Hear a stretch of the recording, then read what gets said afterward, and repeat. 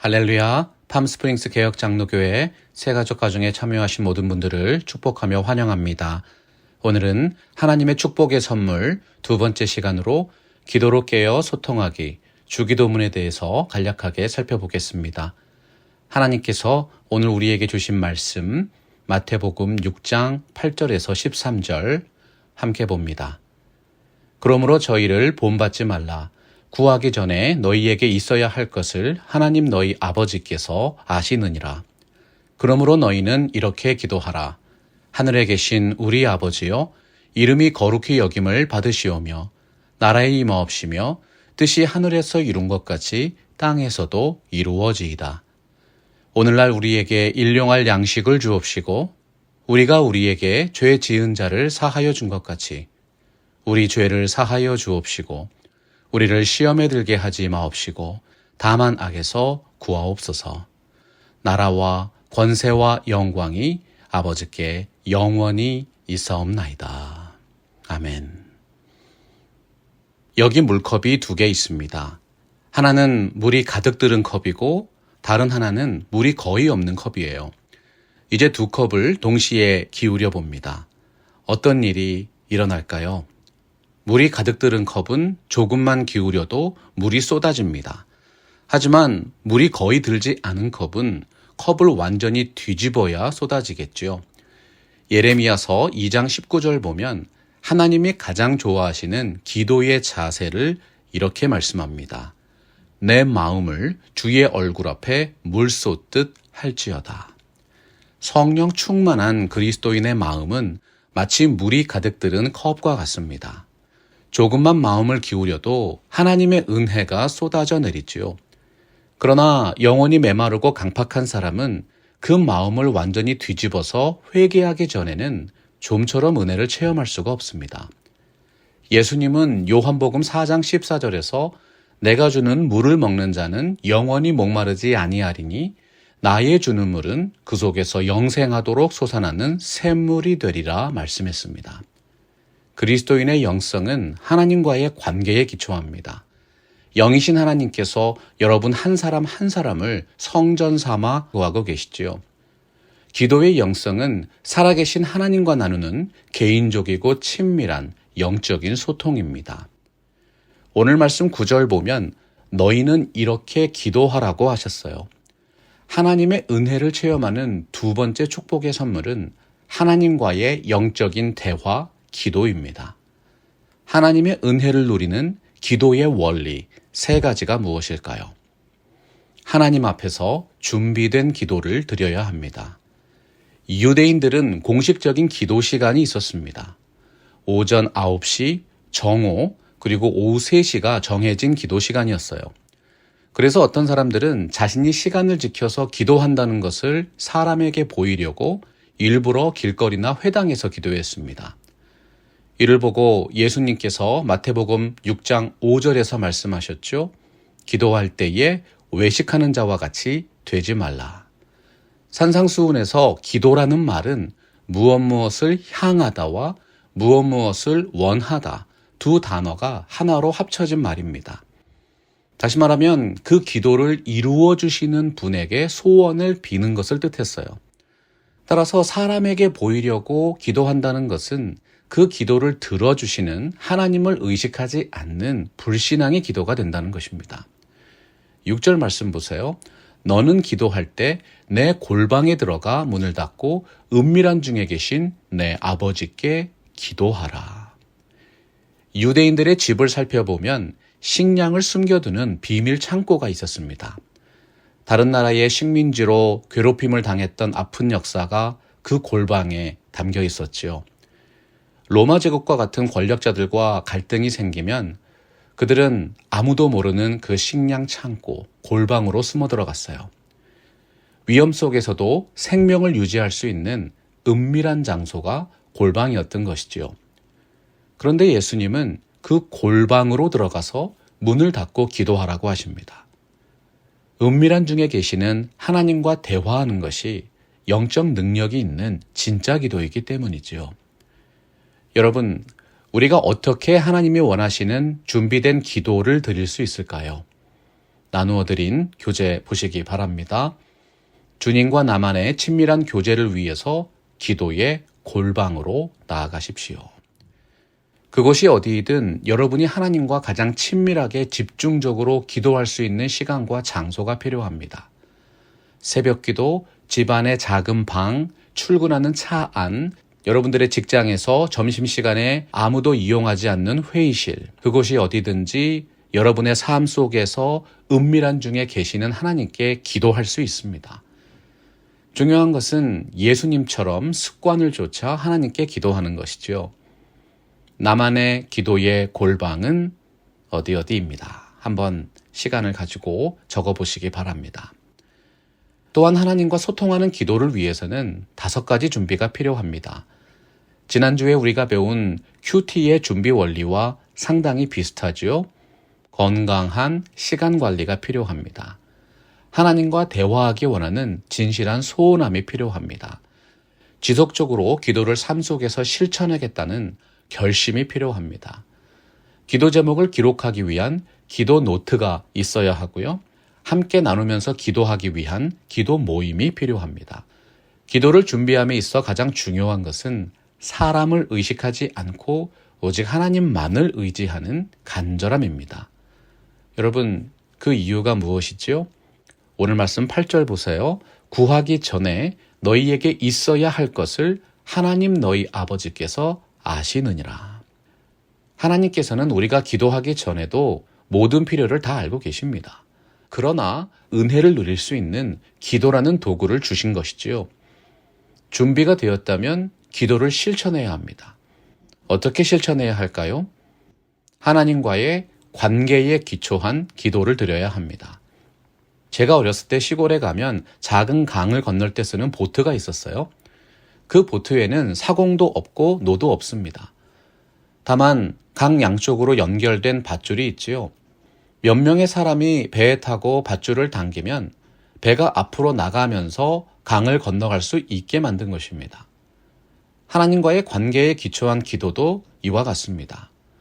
아무리 뛰어난 사공이 힘들게 노를 저었고 애를 써도 하나님과의 관계라는 밧줄을 붙들지 않으면 바른 방향으로 기도가 이루어지지 않지요. 살아있는 기도는 하나님과의 친밀하고 내밀한 대화입니다. 우리의 기도를 들으시는 하나님과 특별한 관계나 교제가 없으면 아무 능력이 없는 무의미한 기도가 되는 것입니다. 세상에는 수많은 종교가 있고 다양한 기도의 문화가 있어요. 하지만 오직 살아계신 하나님께 기도하는 분만이 그 은혜를 누릴 수 있는 것입니다. 오늘 말씀 9절 보면 예수님께서 친히 가르쳐 주셨습니다. 너희는 이렇게 기도하라. 하나님과의 관계를 붙잡는 바른 기도의 모범을 가르쳐 주신 것이지요. 하나님과의 관계에 기초한 기도란 구체적으로 어떤 것입니까? 교재를 보십시오. 기도는 우리가 믿고 예배하는 분에게 드리는 것입니다. 신앙은 믿음의 대상이 필요합니다. 믿음의 대상이 곧 기도의 대상이고 기도의 대상이 바로 예배의 대상입니다. 그래서 예수님은 우리가 기도할 때 하늘에 계신 아버지께 기도하라고 말씀하셨어요. 이 자리에 계신 분들 대부분이 부모님들입니다. 여러분의 자녀가 떡을 달라 하면 돌을 먹이고 생선을 달라 하면 뱀을 주십니까? 그렇지 않으시죠? 하나님도 마찬가지세요. 하물며 하늘에 계신 아버지께서 구하는 자에게 좋은 것으로 주시지 않겠어요? 우리가 올리는 모든 기도는 하나님이 우리의 아버지가 되신다는 관계에 기초한 것입니다. 하나님과의 관계에 기초한 기도는 3가지 특징이 있습니다. 첫째, 하나님의 이름을 높이는 기도입니다. 예수님은 이름이 거룩히 여김을 받으시오며 라고 기도하셨어요. 거룩함은 구별됨입니다. 하나님이 우리와 똑같은 분이라면 왜 우리가 그분께 기도하겠습니까? 하나님의 생각은 우리와 다를 때가 많으시고 하나님의 계획은 우리의 판단을 뛰어넘으십니다. 바른 기도는 나의 뜻이 아니라 하나님의 뜻을 구하는 진실함이 필요한 것이지요. 둘째, 하나님의 통치를 인정하는 기도입니다. 오늘날 현대인들이 가장 싫어하는 단어 2가지를 뽑았어요. 공부와 순종입니다. 동양이든 서양이든 공부를 잘하는 것과 권력에 복종하는 것이 가장 빠르게 사회적인 지위를 높이는 출세의 방법이라고 알려져 있습니다. 그래서 세상은 실력과 후광이 있어야지만 성공할 수 있다고 가르쳐 왔죠. 이러한 사회적인 배경에서 공부와 순종은 사람들이 가장 중요하게 생각하면서도 사실은 굉장히 싫어하는 단어가 되어버린 것입니다. 그런데 영적인 문제에 있어서는 얘기가 다릅니다. 예수님은 나라의 임하옵시며 라고 기도했어요. 하나님의 나라는 하나님께서 다스리시는 나라입니다. 하나님이 우리 삶의 최고의 권력자가 되시고 우리는 그분의 통치에 순종하는 나라가 하나님 나라예요. 바른 기도를 드림에 있어서 가장 중요한 것은 하나님이 나의 삶을 다스리도록 겸손히 복종하는 태도인 것이지요. 우리가 겸손히 하나님을 의지할 때 전능하신 하나님께서 우리들의 후광이 되어주십니다. 셋째, 하나님의 뜻이 이 땅에서도 이루어지기를 바라는 기도입니다. 쉽게 말씀드리면 이 땅에서 하나님의 뜻을 이루는 사명을 감당하게 하옵소서라는 충성의 기도예요. 밧줄을 당기면 보트는 목적지를 향해서 전진합니다. 마찬가지로 하나님의 뜻을 이루는 삶은 허락하신 사명을 하나하나 감당해 나가는 충성된 삶으로 나타납니다. 바울은 하나님과의 관계에 기초한 기도의 삶을 이렇게 표현했습니다. 로마서 12장 2절 말씀입니다. 너희는 이 세대를 본받지 말고 오직 마음을 새롭게 함으로 변화를 받아 하나님의 선하시고 기뻐하시고 온전하신 뜻이 무엇인지 분별하도록 하라. 하나님의 응답을 확신하며 기도해야 합니다. 하나님께서 우리들의 기도에 얼마만큼 세밀하게 응답하실까? 모든 분들이 현실의 삶 속에서 품고 계신 질문입니다. 많은 분들이 기도 응답의 체험을 간증합니다. 저는 이렇게 기도했습니다. 그랬더니 이렇게 응답해 주셨습니다. 그런데 주님께서 가르쳐 주신 대로 기도했더니 이렇게 풍성한 은혜를 누리게 되었습니다. 말씀하는 분 상당히 드물죠. 왜 그럴까요? 주님이 가르쳐 주신 기도, 주기도문이 형식적인 예배의 순서에 그치고 있다는 사실을 반증하는 것입니다. 이 세상에 그 어떤 경건한 사람이 제안하는 기도의 모형도 주님이 가르쳐 주신 기도만큼 구체적으로 우리들의 현실을 반영하는 기도는 없습니다. 11절 보세요.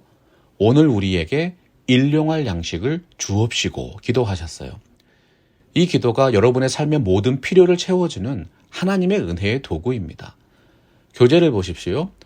오늘날 우리에게 허락하시는 일용할 양식을 위해 기도하십시오. 여기서 말씀하는 양식은 빵이나 떡 같은 음식을 말해요. 중요한 것은 나에게 일용할 양식만이 아니라 우리에게 일용할 양식입니다.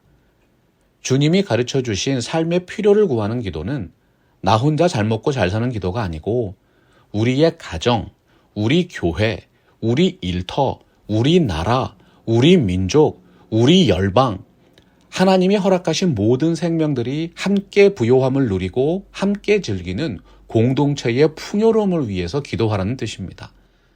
예수님께서 베푸신 오병이어의 기적을 생각해 보세요. 우리 팜스프링스 개혁장로교회와 여러분들의 가정과 일터에 하나님이 약속하신 이 은혜와 복이 차고 넘치기를 간절히 기도합니다. 또한 과거의 모든 죄를 회개하고 인간관계에서도 용서와 자유를 누리도록 기도하셔야 합니다. 그리스도인의 신앙 양심은 십자가에서 탄생한다는 말이 있습니다. 주님께서 왜 십자가에서 죽으셨습니까? 바로 나의 죄와 허물 때문입니다. 내가 어떻게 다시 그 죄를 범하고 하나님을 배반하겠습니까? 하나님이 원하시는 새로운 삶으로 나아가겠습니다.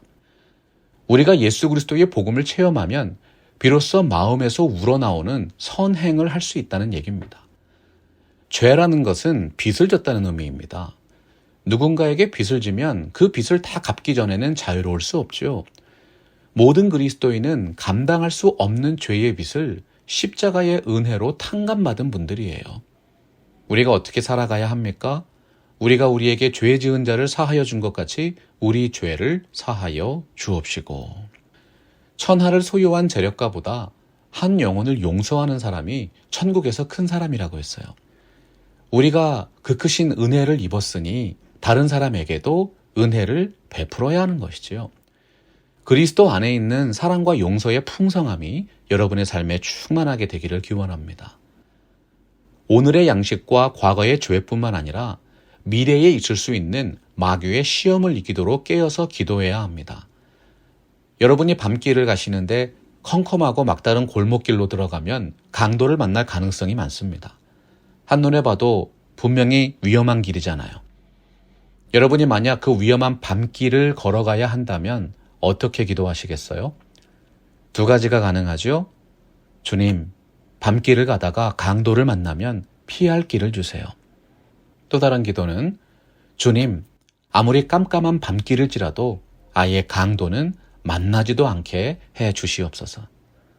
우리를 시험에 들게 하지 마옵시고 다만 악에서 구하옵소서. 이 기도는 깜깜한 밤길에서도 아예 강도는 만나지도 말게 해달라는 기도입니다. 예측할 수 없는 미래까지도 믿음을 품고 하나님께 간구하십시오. 하나님께서 여러분의 삶을 친히 인도하시고 끝까지 보호하실 것입니다.